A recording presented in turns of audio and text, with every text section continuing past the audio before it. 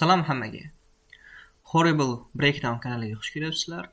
Sizlar bilan suyuqliklar mexanikasi bo'yicha mavzularni davom ettiramiz. Bugun sizlar bilan muhim ikki tenglamani ko'rib chiqamiz. Ulardan birinchisi albatta linear momentum equation, ikkinchisi angular momentum equation. Xo'sh.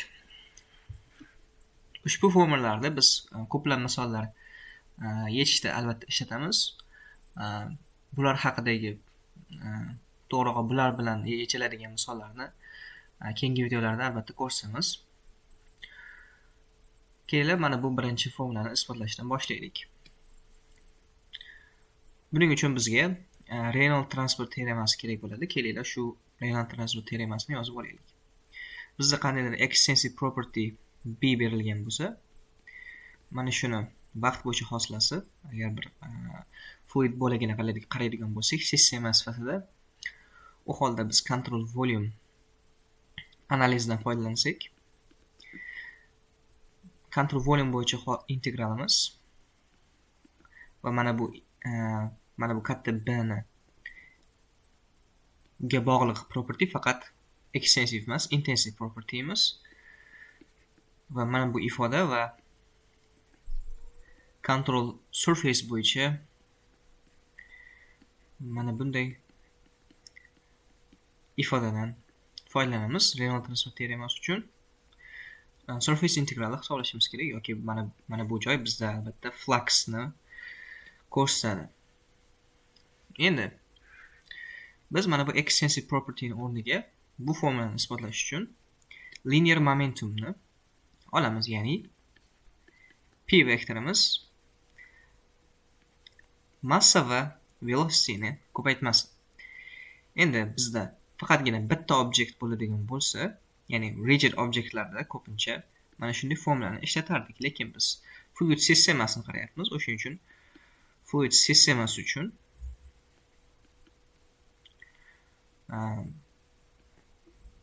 linear momentumni hisoblash uchun integral albatta hisoblashimiz kerak. Uning uchun sistema bo'yicha integral olishimiz kerak va rho endi bizda velocity bo'lishi kerak va dv, ya'ni massani o'rniga integral rho dv qo'ydik va velocity ko'paytiryapmiz. Ko'rib turganlaridek, bu yerda katta bayimiz P bo'ladigan bo'lsa, kichkina bayimiz albatta velocity ekanligini ko'rish muammo emas. Kelinglar mana shuni mana bunday qilib yozaylik. Xo'sh, bu kerak emas.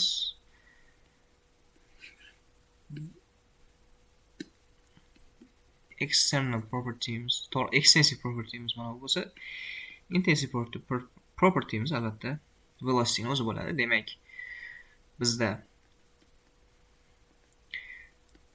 linear momentumni vaqt bo'yicha hosilasi Newtonning ikkinchi qonuniga ko'ra albatta barcha forslar yig'indisiga teng bo'lishi kerak. Endi Reynolds transport teoremasiga ko'ra mana bu qismni yozib olamiz. Control volume bo'yicha rho v dv plus control surface bo'yicha rho v va v ni surface ga bilan dot produkti. Endi bizda ko'pgina sistemalarda albatta mana bu yerga yetib olaylik.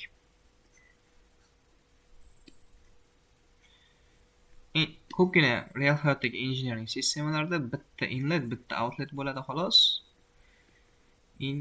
Inlet, bitta outlet. Bundan tashqari velocity'miz har doim mana bu yuza bilan deyarli perpendikular, chunki o'tgan safar energy equationlarda aytib o'tdik sababini. Shunaqa approximate qilsak bo'ladi. Shuning uchun dot product o'rniga shunchaki square product qo'yishimiz mumkin. Bundan tashqari bizdagi flowimiz steady ham bo'ladi. Shuning uchun mana bu nimamiz ifodamiz 0. Bundan tashqari mass flow rate albatta relative velocity, endi bu yoqda mass flow rate hali yo'q, lekin mass flow rate bog'lashimiz kerak. Mana bu integralda ko'p holatlarda relative velocity bo'lardi, lekin bizdagi reference frame'imiz control surface bilan bir xil olingan. Shuning uchun mana bu property'larni ham control surface reference frame'ga qarab albatta olinadi. Mana bu sistemaniki ham, mana bu velocity ham umuman olganda, shuning uchun mass flow rate relative velocity bilan emas, shunchaki absolute velocity bilan qilib olsak bo'ladi, ya'ni define qilsak bo'ladi. Demak, hamma forcelarimizni yig'indisi integralimizni faqat bitta inlet, bitta outlet bilan yozadigan bo'lsak, A2 rho V VGA. Endi dot product o'rniga shunchaki scalar product yozyapmiz. Aytib o'tdik nega bunday qilganimizni. Va mana bu integralni hisoblashimiz kerak. Endi e'tibor beringlar, mana bu integral. Mana shu turdagi integralni qanaqa hisoblashimiz kerak? Xo'sh, integral rho v VGA. Density mana shu inlet yoki outlet nimada yuzalarda deyarli polni yuza bo'yicha deyarli konstant. Shuning uchun integral tashqariga chiqarish mumkin. Bundan tashqari biz xohlaymiz o'zi mana bu integralni shunchaki averagelar bilan hisoblashni. Lekin averagelar bilan har doim ham hisoblab bo'lmaydi. Rho'ga average qo'ymadim, chunki rho average o'ziga teng ko'p holatlarda. Asosiy o'zgarish albatta velocityda bo'ladi. Mana shuning uchun velocityni albatta shunchaki averagelarni qo'yganimizda mana bu integralga teng bo'lmasligi mumkin. Shuning uchun correction factor kiritishimiz kerak, beta. Shuning uchun mana bu integralimizni shunday hisoblaymiz. Endi mana bu betani qanday topishimiz mumkin? Aytib o'tdik, velocity'miz albatta perpendicular A ga va average velocity bilan mana bu velocity o'shuning uchun bir xil directionda. Shuning uchun directionlar tashlab olib turib shunchaki mana bu integralni hisoblashimiz mumkin. Rho'ni tashqariga chiqarib olib v square dA beta v average, albatta rho qolib ketyapti, rho v average square a. Endi rholarni qisqartirib yuborsak, bizda betani formulasini keltirib chiqaramiz. Bizda demak betani topish uchun mana bu integralni, albatta bu yuza bo'yicha mana shu integralni hisoblashimiz kerak ekan. V bo'lingani v average square dA. Va mana shu correction factorni biz momentum flux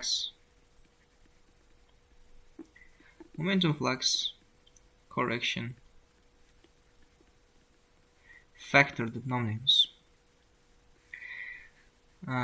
Beta turbulent flow uchun ko'p holatlarda deyarli birga teng. Shuning uchun ko'p holatlarda tashlab yuborsak bo'ladi. 1.01 dan 1.04 gacha qiymatlari o'zgaradi. Laminar flow uchun agar biz circular pipe'larni qarayotgan bo'lsak, betani qiymati 4/3, ya'ni 1.33. Deyarli 1.33. Shuning uchun betani laminar flow uchun deyarli nima qilib bo'lmaydi, tashlab yuborib bo'lmaydi. Demak, bizda mana bu integralimiz va bu integralimizni o'rniga mana bu ifodani qo'yib oladigan bo'lsak, barcha forcelarimizni yig'indisi, demak bizda beta 2 rho 2 v average 2 velocity albatta v average 2 a A2. Endi mana bu ifodamiz bizda mass flow rate deb bo'ladi. O'shuning uchun kelinglar shuni mana bunday qilib yozamiz. M2 Bunda ham birinchisi uchun ham mana bular mass flow rate albatta. Beta 1, mass flow rate 1, average velocity 1. Endi mass flow rate'imiz bizda albatta ikkovi bir-biriga teng steady flow uchun buni o'tgan safar energiya videosida ko'rsatdik. Shuning uchun mass flow rate qasini chiqarsak, beta 2 v average 2 minus beta 1 v average 1 hosil bo'ladi. Endi ko'pgina for most cases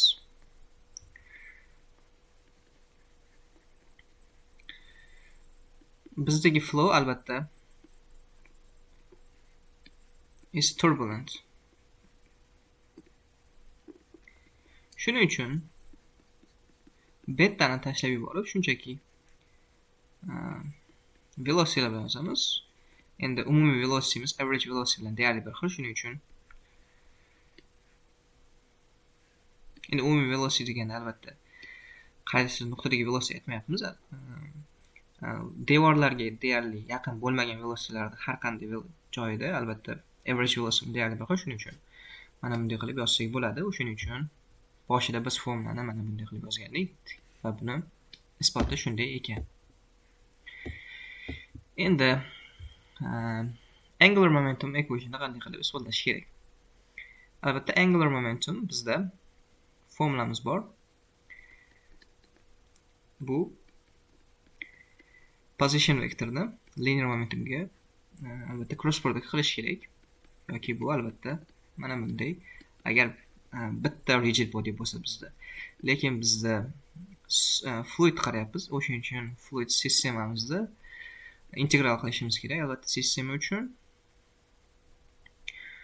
shunda rho v dv bo'ladi. Endi Reynolds transfer teoremasini qo'llaydigan bo'lsak, bundan tashqari rotational Newtonning ikkinchi qonuni rotational sistemaga qo'llaydigan bo'lsak, bizda momentlar yig'indisi chiqishi kerak. Endi Reynolds transfer teoremasiga ko'ra, albatta bu control volume bo'yicha vaqt bo'yicha hosilamiz rho r v dv plus control surface bo'yicha rho r v na cross product v dA. Endi steady sistema bo'lgani uchun bundoq bo'ladi. Bundan tashqari aytib o'tdik, faqat bitta inlet, bitta outlet. Shunda bizdagi equation mana bunday. Albatta velocity deyarli perpendicular bo'lishi mumkin.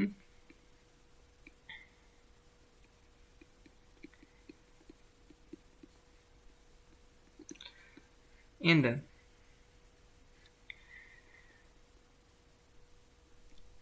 albatta perpendicular deyishimiz to'g'ri, albatta xato. Perpendicular bo'lmasligi mumkin. Shuning uchun mayli vektor sifatida qoldiraylik. Lekin shunday bo'lsa ham mana bu narsa ko'paytmasi skilar, shuni inobatga olishimiz kerak. Ko'pgina holatlarda albatta bizda rotation sistema bo'lgani uchun laminar flow bo'lishi qiyin. Shuning uchun ko'pgina sistemalarda albatta turbulent flow bo'ladi. Bundan tashqari bu integralning qiymati albatta misolga bog'liq, misolning geometriyasiga bog'liq. Shuning uchun bu integralni hisoblash shunchaki oson emas. Lekin biz buni approximate qilsak bo'ladi. Hech qanaqa correction factorsiz, shunchaki mana bunday ko'paytmaga approximate qilsak bo'ladi. V average va A qilib rho deyarli konstanta desak bo'ladi bu yoqda ham. Demak bizda endi bu ikkinchi holatda bo'lgani uchun mana bunday qo'yamiz. V average 2 rho 1 v1 v average 1 a1. Albatta rho v average 2 a2 albatta mass flow rate, bu ham mass flow rate deyarli bir xil. Shuning uchun Mazkur taqasini ishga chiqarsak bo'ladi. Kelar. Mana bunday qilib yozamiz. Shunda oxirgi natijamiz bizda hamma momentlar yig'indisi mas'uliyat qasida ishga chiqarsak, row 2 va v2 ni cross produkti minus row 1 v1 ni cross produkti hosil bo'ladi. Betta nimaga nominal flow uchun to'xtalsin uchun ekanligini keyingi kelasi videolarda albatta ko'rsamiz. Shu bilan mana shu ikkita formulani isbotladik. Bu bugungi videomiz edi. Agar sizga yoqqan bo'lsa like bosing, obuna bo'ling va hammaga rahmat.